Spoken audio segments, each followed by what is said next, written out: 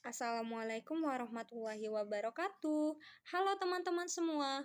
Perkenalkan kami dari kelompok 5 yang beranggotakan R.A. Munawaroh, Desi Della Bella Putri, Mary Juliana, kelas 5 APB jurusan akuntansi program studi D4 akuntansi sektor publik Politeknik Negeri Sriwijaya. Pada kesempatan kali ini kami akan memberikan materi mengenai analisis aset, kewajiban, dan ekuitas. Selamat menyaksikan. Analisis aset. Aset pemerintah daerah adalah semua bentuk kekayaan atau sumber daya ekonomi yang dikuasai pemerintah daerah dan digunakan untuk mencapai tujuan penyelenggaraan pemerintah daerah. Menurut SAP PP nomor 71 tahun 2010, definisi aset ini sendiri adalah sumber daya ekonomi yang dikuasai atau dimiliki oleh pemerintah sebagai akibat dari peristiwa masa lalu dan dari manfaat ekonomi sosial di masa depan diharapkan dapat diperoleh baik oleh pemerintah maupun masyarakat serta dapat diukur dalam satuan uang termasuk sumber daya non-keuangan yang diperlukan untuk penyediaan jasa bagi masyarakat umum dan sumber-sumber daya yang dipelihara karena alasan sejarah dan budaya. Untuk dapat disebut aset, suatu objek atau pos harus memenuhi karakteristik sebagai berikut. 1. Sumber daya ekonomi tersebut dikuasai atau dimiliki oleh pemerintah daerah. 2. Sumber daya ekonomi tersebut mempunyai manfaat ekonomi yang cukup pasti di masa datang. 3. Manfaat ekonomi di masa datang tersebut dapat diukur dengan tingkat kepastian yang masuk akal. 4. Sumber daya ekonomi tersebut timbul karena transaksi masa lalu. Analisis aset pemerintah daerah dapat dilakukan dengan cara yang pertama membandingkan nilai tiap-tiap pos aset dalam neraca tahun sekarang dengan tahun sebelumnya. 2. Menghitung proporsi atau persentase masing-masing kelompok aset dengan total aset. Ketiga, menghitung modal kerja pemerintah daerah. Keempat, menghitung rasio keuangan terkait dengan aset yang dimiliki. 5. Mengevaluasi hasil perhitungan interprestasi dengan prediksi. Analisis pertumbuhan aset lancar dan aset tetap. Analisis pertumbuhan pada aset lancar dan aset tetap ini bertujuan untuk melakukan perbandingan nilai tiap-tiap pos aset dalam neraca, yaitu untuk mengetahui perubahan posisi aset pemerintah daerah selama 2 periode berurutan, apakah terjadi kenaikan atau penurunan. Rumus dari pertumbuhan aset lancar dan aset tetap ini dapat dirumuskan dengan pertumbuhan aset sama dengan nilai aset tahun ke N dikurang nilai aset tahun ke N min 1 per nilai aset tahun ke N dikurang 1 dikali 100%.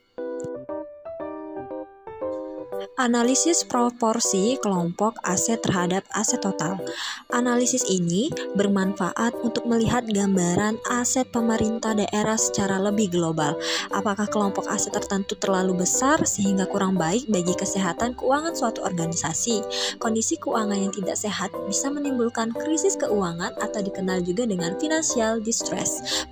Rumus dari proporsi kelompok aset terhadap total aset ini ialah proporsi nilai tiap elemen aset sama dengan nilai tiap elemen aset dikali 100% per total aset. Analisis modal kerja atau working capital bermanfaat untuk menilai kecukupan keuangan pemerintah daerah dalam memenuhi kebutuhan pelaksanaan operasi rutin harian tanpa harus mencairkan investasi jangka pendek dan jangka panjang, menggunakan dana cadangan atau penggunaan pos pembiayaan lainnya. Analisis modal kerja pemerintah daerah dirumuskan sebagai berikut. Modal kerja sama dengan aset lancar dikurang kewajiban lancar. Analisis rasio keuangan.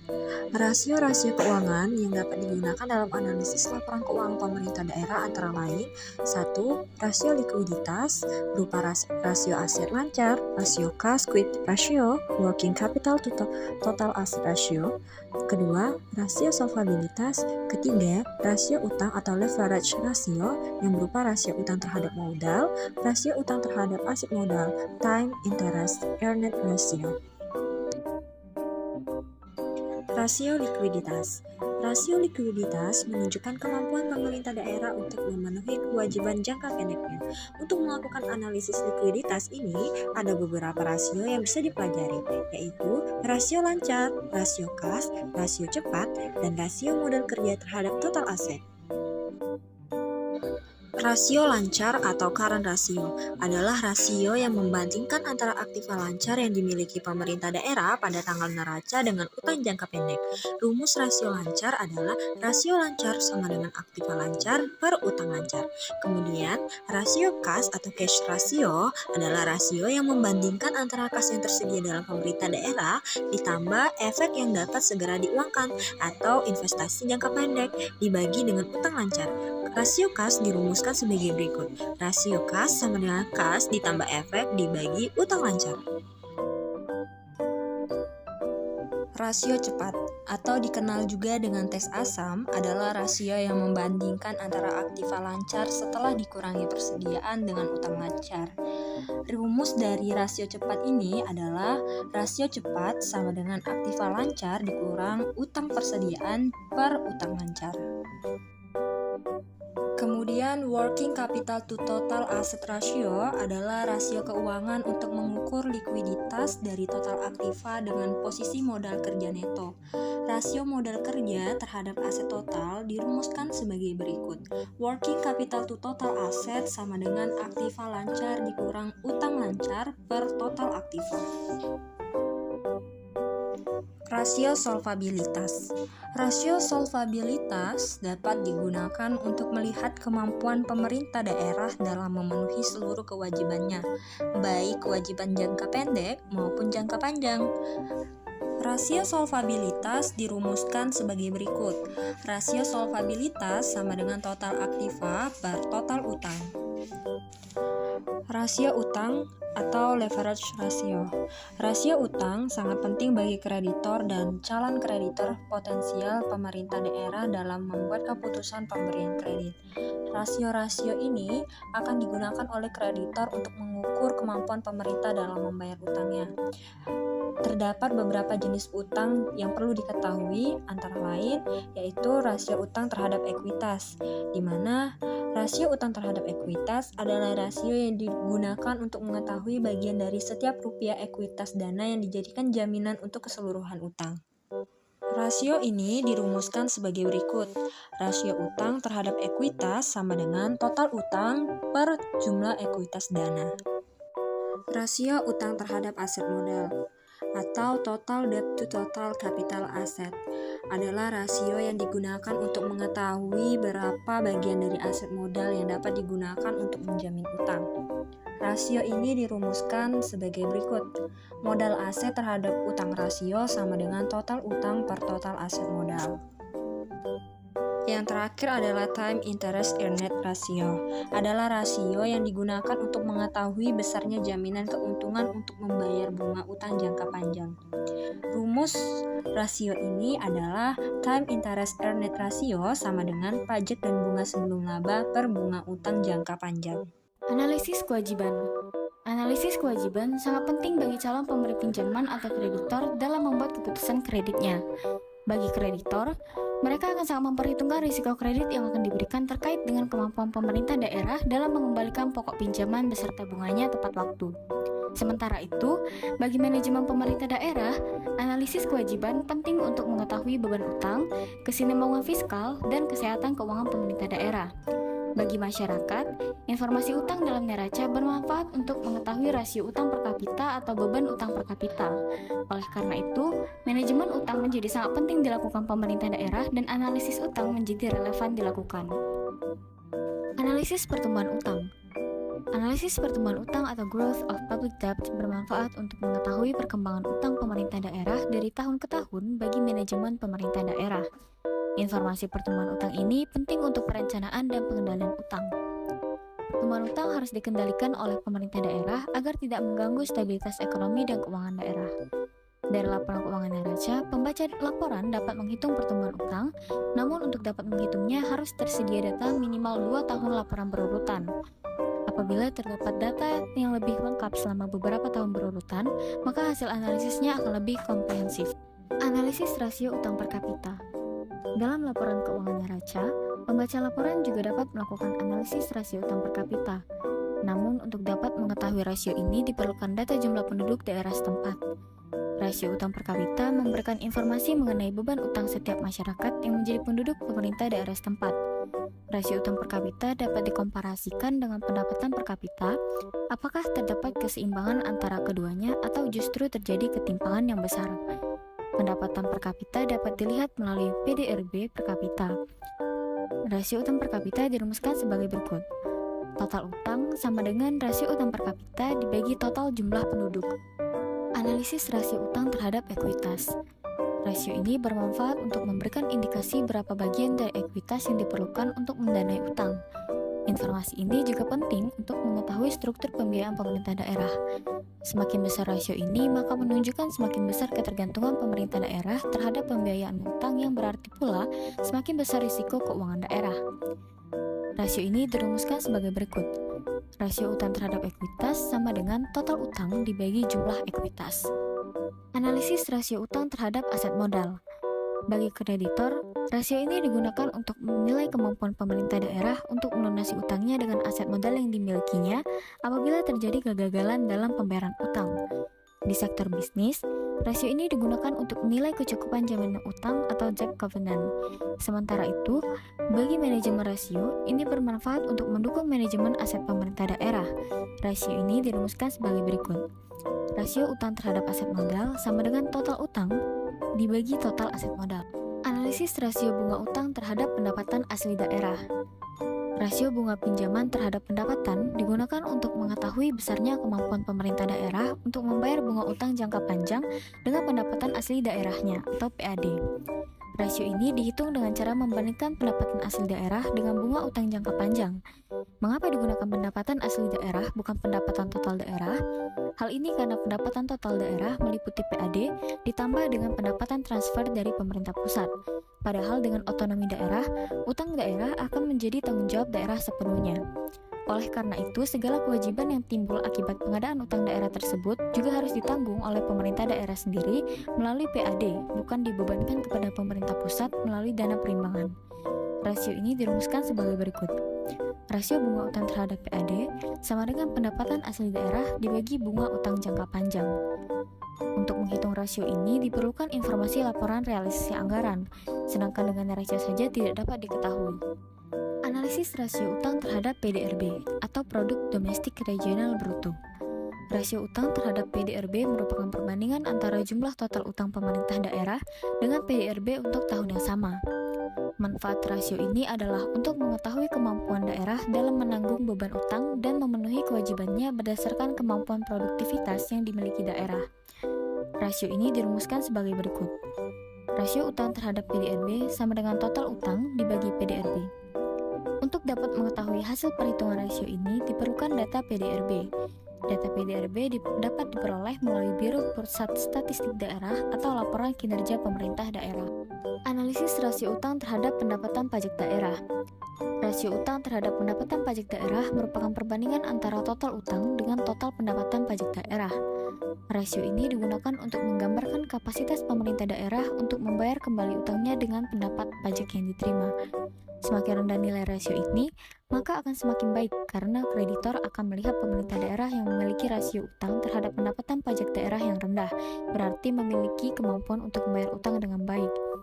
Rasio ini dirumuskan sebagai berikut. Rasio utang terhadap pajak daerah sama dengan total utang dibagi pendapatan pajak daerah. Analisis rasio utang terhadap pendapatan asli daerah. Rasio utang terhadap pendapatan asli daerah merupakan perbandingan antara total utang dengan total pendapatan asli daerah. Rasio ini digunakan untuk menggambarkan kapasitas pemerintah daerah untuk membayar kembali utangnya dengan pendapatan asli daerah. Sama halnya dengan rasio utang terhadap pendapatan pajak daerah, semakin rendah nilai rasio ini maka akan semakin baik. Rasio ini dirumuskan sebagai berikut. Rasio utang terhadap PAD sama dengan total utang dibagi pendapatan asli daerah. Untuk dapat menghitung rasio ini, diperlukan data pendapatan asli daerah yang dapat diperoleh dari laporan realisasi anggaran. Analisis rasio utang terhadap total pendapatan daerah. Rasio utang terhadap total pendapatan daerah merupakan perbandingan antara total utang dengan total pendapatan daerah. Semakin rendah nilai rasio ini, maka akan semakin baik. Pemberi pinjaman biasanya menilai rasio utang terhadap total pendapatan daerah dinyatakan baik apabila nilai rasio ini berkisar antara 20% sampai 40%. Apabila di atas 40%, maka dikategorikan sangat jelek. Antara 10% sampai 20% cukup baik, dan jika di bawah 10% berarti sangat baik. Rasio ini dirumuskan sebagai berikut. Rasio utang terhadap pendapatan daerah sama dengan total utang dibagi total pendapatan daerah. Untuk dapat menghitung rasio ini, diperlukan data total pendapatan daerah yang dapat diperoleh dari laporan realisasi anggaran. Materi selanjutnya, analisis ekuitas. Ekuitas merupakan salah satu pos utama dalam neraca pemerintah daerah, selain aset dan kewajiban. Konsep ekuitas dalam laporan keuangan neraca pemerintah daerah berbeda dengan ekuitas pada organisasi bisnis.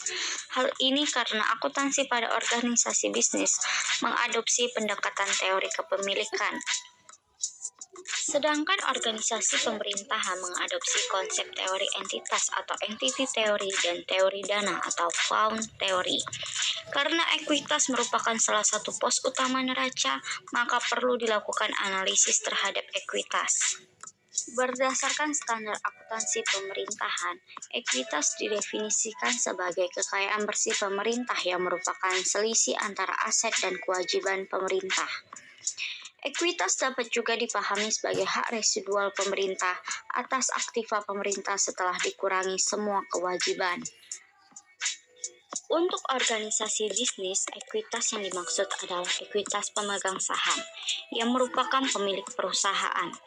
Hal ini karena sektor bisnis menganut teori kepemilikan dalam pengakuntansiannya. Dalam teori kepemilikan, organisasi dilihat dari sudut pandang pemiliknya, sehingga diperlukan laporan keuangan untuk memberikan informasi tentang kekayaan pemilik dan perubahan selama satu periode, melalui laporan keuangan neraca, laporan laba rugi, dan laporan perubahan ekuitas. Bersamaan akuntansi pada organisasi bisnis dirumuskan aset sama dengan kewajiban ditambah ekuitas pemegang saham. Sementara itu, pada organisasi sektor publik tidak dikenal yang namanya pemilik negara atau daerah. Organisasi pemerintahan tidak diasosiasikan terhadap orang per orang atau kelompok tertentu sebagai pemiliknya. Oleh karena itu, pelaporan keuangannya tidak ditujukan kepada pemilik, tetapi kepada konstitutinya. Organisasi pemerintahan lebih banyak mengadopsi konsep teori entitas dan teori dana. Organisasi pemerintahan terdapat dua konsep teori, yaitu yang pertama teori entitas dan yang kedua teori dana. Teori entitas atau entity theory memandang ekuitas sebagai sesuatu yang terpisah dan berbeda dari mereka yang menyediakan modal bagi entitas tersebut. Sederhananya, unit bisnis dan bukannya pemilik yang menjadi pusat dari kepentingan akuntansi. Persamaan akuntansinya dirumuskan sebagai berikut, yaitu aset sama dengan kewajiban. Yang kedua, teori dana atau fund teori.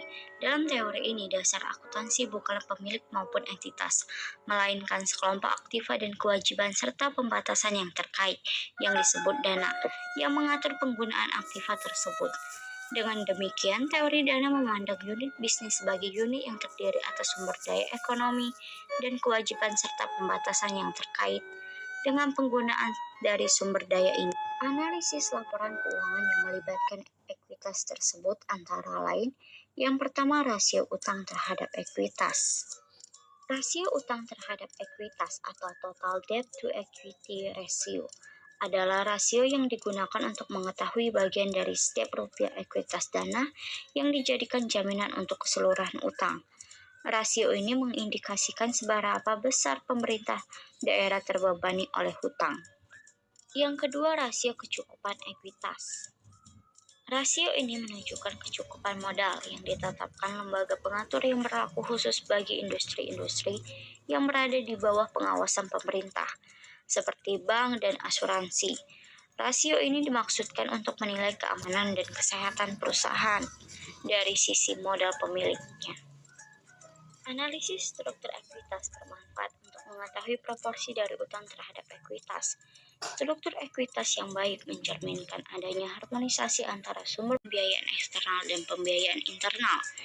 Informasi komposisi ekuitas bermanfaat untuk mengetahui orientasi alokasi dana pemerintah daerah, yaitu seberapa besar dana yang ditanamkan untuk operasional rutin dan seberapa besar dalam bentuk investasi. Sekian video dari kami. Terima kasih sudah menonton. Jangan lupa untuk like, comment, and subscribe. Wassalamualaikum warahmatullahi wabarakatuh.